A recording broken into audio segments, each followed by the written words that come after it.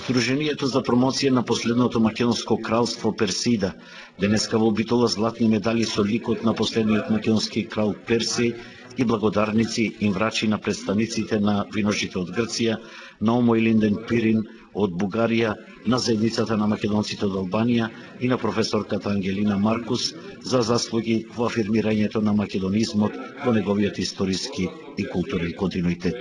Деметрија, царот македонски, имал своја ковачница во Пелагонија, имал свој пари и кога пред 10 години ја најдоја таква една пара, златна, убава, прекрасна, како што се најубави од сите македонски пари, парите на Персеј. Тамо е напишана нашата историја и тамо е запишано нашето име. Еве сега на самите медали од Персеј, Македонон пишува.